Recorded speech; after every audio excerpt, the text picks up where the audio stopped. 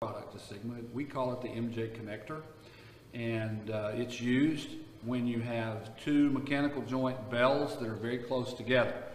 Most of the principles are similar to the mechanical joint installation video, which I would recommend that you watch for further reference, additional reference.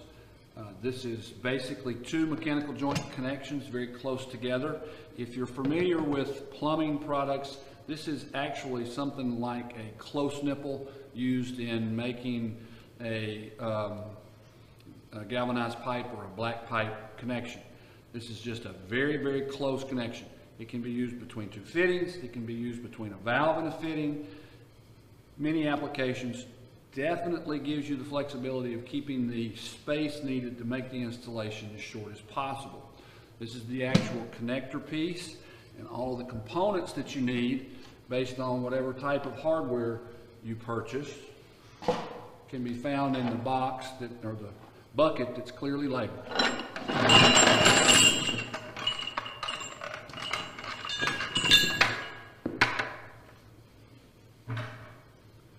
So, like with all mechanical joint installations, you want to start with clean product. Obviously, this is not in the ditch. We're in the lab environment, but if you were in the ditch, you would make sure you would clean the end of both ends of the connector piece and the inside of both of the mechanical joint bells.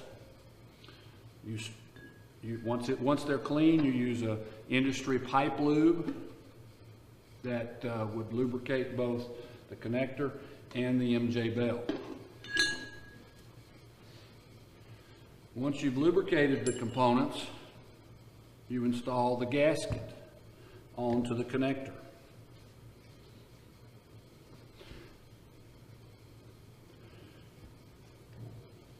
Again, the taper on the gasket is going to face toward the socket in the MJ bell.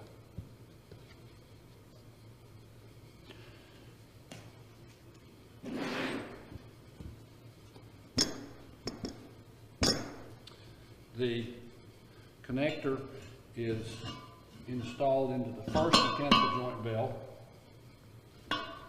All the same principles apply. Centering. In this case, we have to orient the slots with the T-bolt slots.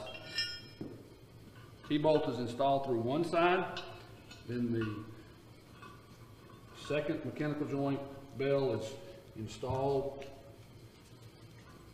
Now you have the very close connection, two mechanical joint gaskets connected with a T-bolt. We have these little devices to be used on to provide for the nut to be able to pull up on the T-bolt and not rotate.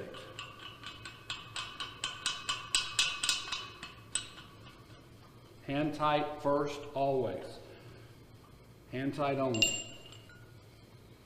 Now that I've installed all of the T-bolts and hook bolts around the perimeter of the fitting, then I can go back and tighten in a star pattern using the same principles that we talked about in the mechanical joint installation. You want to use your device of choice to start the process. You want to end the process using a torque wrench to confirm that you have used the proper torque around the entire circumference of the fitting in a star pattern, alternating so that you get even compression of the gasket. If you have any questions, the installation instructions are in our literature on the web page. It's really quite simple. These sizes are available from 3" through 36".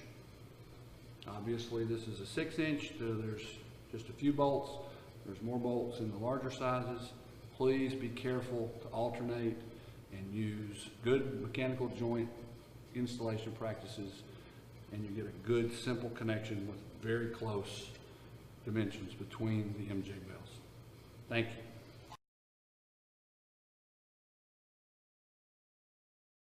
Hi, Stuart here with Lori.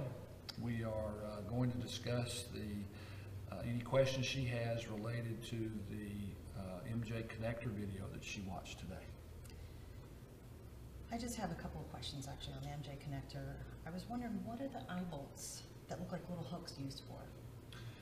That eye bolt is a feature that's been in this product line since its inception. Typically, it's used on a hard-to-reach location on a valve where the MJ connector is being used in close quarters. It allows the installation easier than a T-bolt. Also, it could be used for rodding if needed. How about those little spacers? What are they for? When you have two MJ bells that are opposing each other, the bell profile has an angle to it, and the nut won't turn freely on the side on the side that's got the nut. The T-bolt will be an anti-rotation feature, but the nut still has to travel up to the bell, and it can't do that without having that spacer. Well, thank you very much. That's all the questions I have. There you go.